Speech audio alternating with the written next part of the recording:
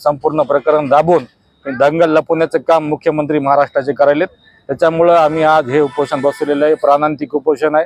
हे उपोषणामध्ये आमच्या जोपर्यंत मागण्या पूर्ण होणार नाहीत तोपर्यंत आम्ही या उपोषणातून उठणार नाहीत। 29ला मुख्यमंत्र्याचा दौरा आहे।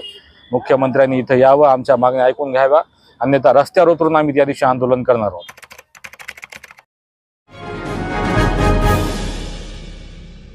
अस्सलाम वालेकुम, आदाब, नमस्कार। परभनी न्यूज महानगर में आपके साथ शेख इफ्तिखार।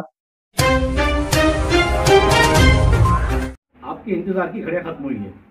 आज परभनी के अंदर आपके पास अगर 10 साल पुराना भी बीमारी है जिसमें आप पैरालाइज अटैक से परेशान हैं, उन मरीजों के लिए परभनी में एक स्पेशल पीएम जादव, ये एक्यूपंक्चर एमडी डॉक्टर यहाँ पर परभनी में आए हुए हैं। आज तकरीबन यहाँ पर मरीज ठीक होकर जा रहे हैं। हम इसके शान निशा करने आज परभनी के एक्यूपंक्चर हॉस्पिटल पीएम जादव इनके हॉस्पिटल में आए हैं। आए मरीजों के दौरान पूछते कि मामा आपलं नाव काय आहे, कुठं येतात तुम्हाला? सारंगपूर. काय नाव आपलं? सदाशिवराव. म्हणजे खटिंगकडे गेलो पण मानताला गेलो, मग काय फरक पडला नाही। आता इथं आले केव्हापासून तुमचं ट्रीटमेंट चालू आहे? आता इथं झाला 6वा दिवस. 6वा दिवस. काय फरक, काय त्याच्यात काय फरक वाटला आपल्याला? 50% मोरी फरक पडला। तिथं चांगला आहे म्हणून गुण आला आहे, डॉक्टर जातो थोडं। हो, इथं जर हे झालं असलं समजा प्यारदेस हो हात हे झालेला तर इथं जाधवच्या दवाखान्यात इलाज। चोखा हरिभाऊ ठोके परभणी पंचशील नगर। अच्छा, आपल्याला केव्हापासून बिमारी होती? हे 4 वर्षापासून हे कमरेमध्ये गॅप होता। अच्छा, काही दवाखाने केले पण काही जमलं नाही। हां, आता इथं 16-17 दिवस आलेत, हां, चांगला फरक पडला, जवळजवळ 80%। अच्छा, फोन करणार डॉक्टरचं बद्दल किंवा इथं चांगला गुण येतं या डॉक्टरचं नाव काय? जाधव साहेब, PM जाधव साहेब। पण आपल्याला फरक पडायला काय याच्यात? हो, फरक पडायला म्हणतं या आलो साहेब। अच्छा, प्लेस आहे किंवा मणक्यामध्ये गॅप आहे, कमरेमध्ये गॅप आहे, पायामध्ये तकलीफ आहे, मुंग्या येतात, तर अशा पेशंटला सांगू शकतो की बा या जाधवकडे फरक पडतो है एक्यूपंक्चरवर।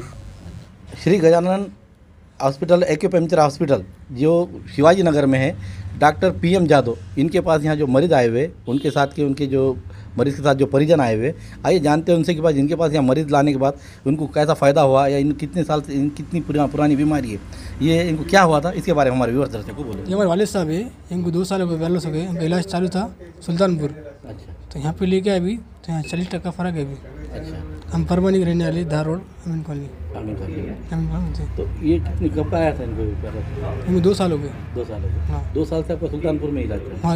वहाँ चालू इलाज। यहाँ कैसे किया आपको ये इलाज? ये हमारे बड़े बहन ने उनका पता पूछ के यहाँ पर आए। अच्छा, हाँ, अभी कब से लेके आ रहे हैं उनको? 4-8 दिन से हम लेके आ रहे थे। हाँ 8 दिन में चलना होगा थोड़ा सा? हाँ, 40% फ़र्क है, 40-38% फ़र्क है।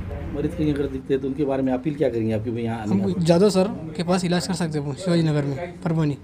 माझं नाव राजू राठोड आहे, मी संक्राळचा आहे। माझा हे एक हात आणि एक पाय, उजवा हात आणि उजवा पाय काम करत नव्हता। 1 वर्षापासून मी आजारी होतो। सुलतानपूरला मला दाखवण्यात आलं, तिथं काही फरक पडला नाही। डॉक्टर साहेबनं मला 50% फरक दिला। मी येताना मला धरून आणलं होतं, आता मी स्वतः चालत जातो। असे अगर पेशंट भेटले तर तुम्ही काय अपील करणार, काय तुमच्याकडून म्हणजे त्यांना सांगणार? माझ्याकडून अपेक्षा आहे की साहेब चांगली ट्रीटमेंट देतात, डॉक्टर जाधव साहेब इकडे येणे आणि चांगली ट्रीटमेंट घेणे। बरं, फीसमध्ये आपल्याला कसं वाटलं की भाई दुसऱ्यापेक्षा म्हणजे फिरण्यापेक्षा? दुसऱ्यापेक्षा कमी फीस आहे, अच्छा, चांगले आहेत डॉक्टर साहेब।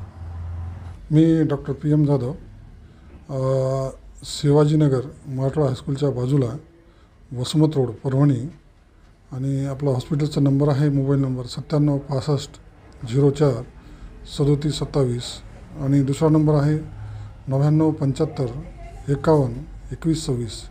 अवघे मी इथे एक 6 ते 7 महिन्यापासून इथे पॅरालिसिस सेंटर चालू केलेलं आहे। दुसरी गोष्ट, पेशंटचं सर्वात महत्त्वाचं म्हणजे पॅरालिसिस पेशंट असो किंवा अर्धांगवायू आणि पॅरालिसिस किंवा कमरेचा त्रास असो किंवा कमरेमध्ये गॅप असो, पण सर्वात महत्त्वाचं आपल्याकडे पॅरालिसिस पेशंटची जास्त याच्या प्रमाणामध्ये आपण ट्रीटमेंट करत असतो।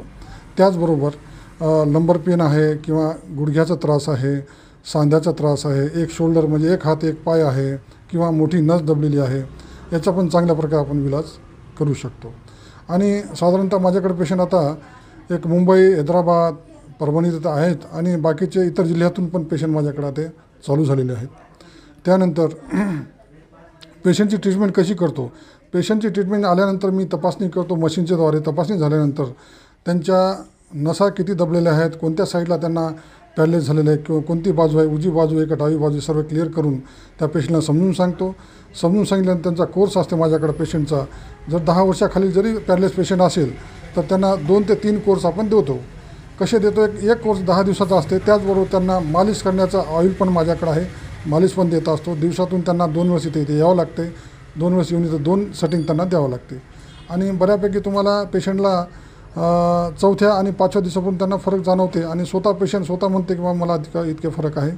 आणि सांगत तात्पर्य म्हणजे तुमच्याकडे व्हिडिओ पण आहेत, तुमच्या माध्यमातून आपण पेशंटला आपण दाखवू शकतो आणि बरेच पेशंट माझ्याकडे कवर होऊ शकते. आणि मी सर्व परभणीवासियांनाही बाहेरच्या जिल्ह्यामध्ये यांना पण मी सांगू इच्छितो, जे असे पेशंट पॅरालिसिस असेल किंवा मणक्यामध्ये गॅप असेल किंवा टाच दुखत असेल किंवा नस दबली असेल किंवा गुडघा दुखत असेल, अशा पेशंटना सांगू इच्छितो त्यांनी येऊन एकदा माझ्याकडे भेट द्यावी. भेट दिल्यानंतर आपण त्यांचं चांगल्या प्रकारे इलाज करून त्यांचं समाधानकारक असं होईल असं काम आपण इथे करू.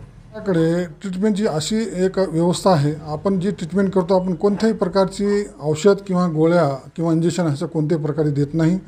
सांगत तात्पर्य म्हणजे आपल्याला विना औषधी विना दुष्परिणाम कोणत्याही प्रकारच्या पेशंटला कॉम्प्लिकेशन किंवा साईड इफेक्ट होणार नाही याचं आमच्याकडे नॅचरल ट्रीटमेंट आहे.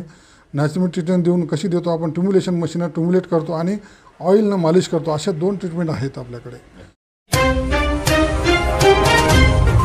परभनी शहर के डॉक्टर बाबा साहब अम्बेडकर पुतले के सामने रखी हुई संविधान की प्रतिकृति को संविधान के दुश्मन दत्ता सोपान पवार ने उसे तहस नहस करते हुए अपमानित किया.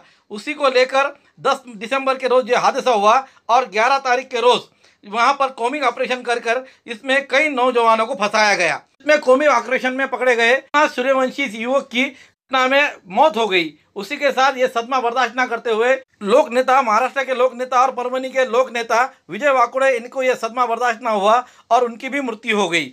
इस दोनों घटना को लेकर यहाँ पर दलित प्रेमी और उसी तरह से संविधान प्रेमी नागरिकों ने बड़े पैमाने पर आंदोलन करते हुए इंसाफ की गुहार लगाई, जिसको लेकर यहाँ से लॉन्ग मार्च निकाला गया परभनी से लेकर मुंबई के मंत्रालय तक. इसमें इसका नेतृत्व आशीष विजयराव वाकोड़े इन्होंने किया. महाराष्ट्र के सीएम इन्होंने महाराष्ट्र के प्रगति के लिए जो काम करने की और किसी प्रकार की आसक्ति का द्वेष बिना निडरता के साथ महाराष्ट्र के लोगों की सेवा करने का वादा किया है. लेकिन हकीकत में इसके विपरीत हमारे मन में बौद्ध समुदाय के सदस्यों के प्रति केवल नफरत और महाराष्ट्र के उनके लिए किसी भी तरह का न्याय नहीं दिख रहा है. परभनी मामले में आप लगातार बौद्ध समुदाय का और समुदाय के प्रति व्यक्ति के साथ अवमानपूर्ण व्यवहार कर रहे हैं.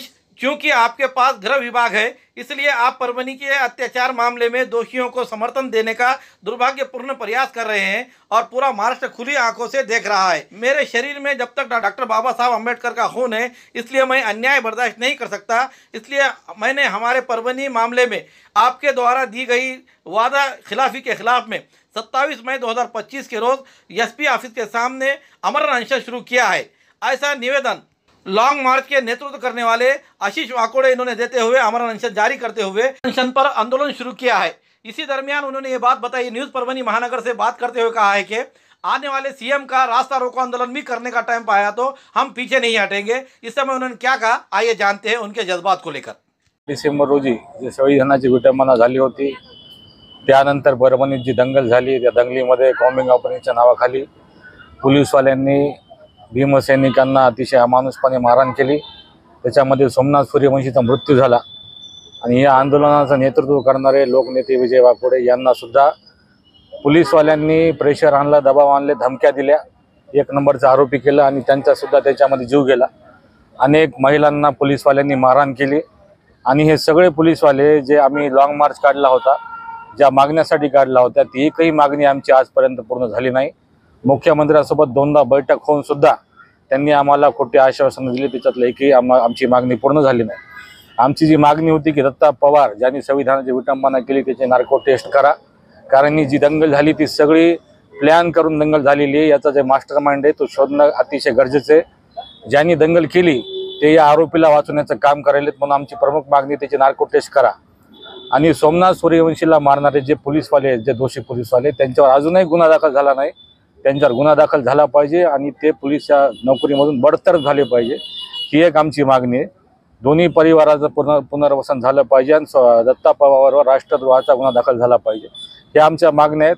त्याच्यातली एक मागणीसुद्धा मुख्यमंत्र्यांनी अजून पूर्ण केली नाही. आम्ही पायानं परभणीपासून मुंबईपर्यंत गेलो, पण मुख्यमंत्री ह्या प्रकरणाला दाबण्याचा प्रयत्न करायलेत. संपूर्ण प्रकरण दाबून दंगल लपवण्याचं काम मुख्यमंत्री महाराष्ट्राचे करायलेत. त्याच्यामुळं आम्ही आज हे उपोषण बसवलेलं आहे. प्राणांतिक उपोषण आहे. हे उपोषणामध्ये आमच्या जोपर्यंत मागण्या पूर्ण होणार नाहीत तोपर्यंत आम्ही या उपोषणातून उठणार नाहीत. 29ला मुख्यमंत्र्याचा दौरा आहे. मुख्यमंत्र्यांनी इथं यावं, आमच्या मागण्या ऐकून घ्याव्या, अन्यथा रस्त्यावर उतरून आम्ही त्या दिवशी आंदोलन करणार आहोत. महाबोधी विहार हे मुख्य मागणी आमची आज संपूर्ण समाजातून या देशभरात होत आहे. ते आमचं महाबोधी महाविहार हे बुद्धांचं अस्मिता असलेलं महाविहार आहे आणि हे मुक्त झालं पाहिजे. अनेक वर्षापासून ब्राह्मण समाजाच्या हातामध्ये ते आमचं बुद्धविहार आहे. ते बुद्धविहार मुक्त व्हावं ही सुद्धा या आंदोलनाची प्रमुख मागणी आहे.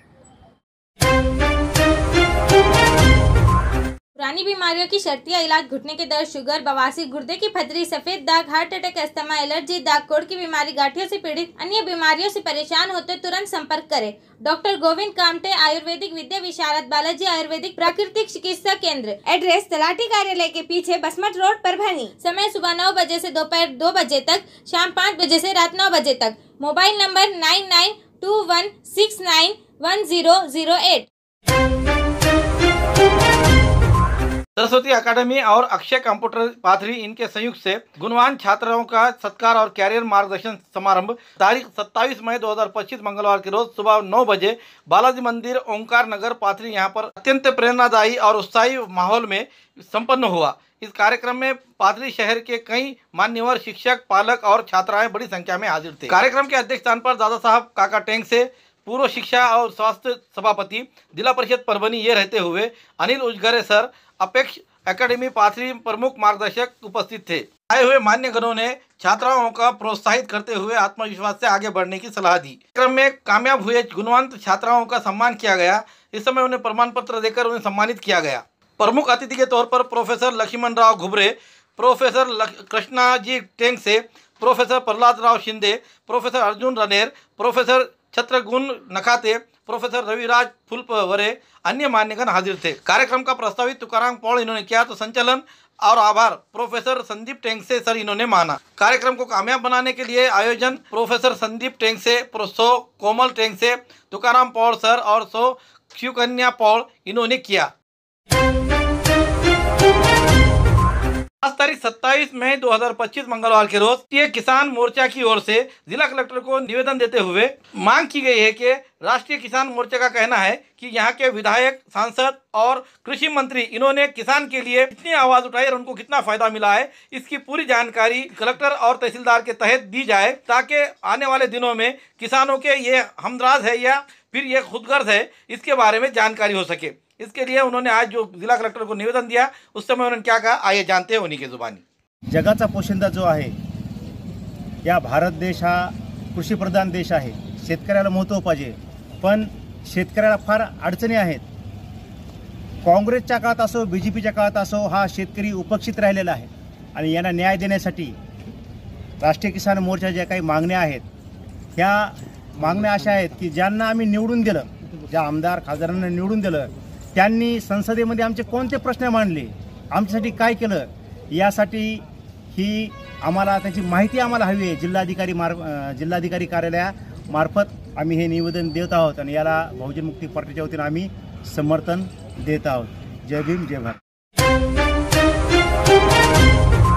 आज तारीख 27 मई 2025 मंगलवार के रोज परभणी शहर के जिंतू रोड स्थित पालक मंत्री इनके जनसंपर्क कार्यालय में प्रेस कॉन्फ्रेंस का आयोजन किया गया था। इस प्रेस कॉन्फ्रेंस लेने के मकसद ये बताया गया है कि 29 मई के रोज सुबह 11 बजे के दरमियान परभणी के प्रियदर्शनी इंदिरा गांधी स्टेडियम में मुख्यमंत्री देवेंद्र फडणवीस हाजिर रहते हुए भव्य जाहिर सभा का आयोजन किया गया है।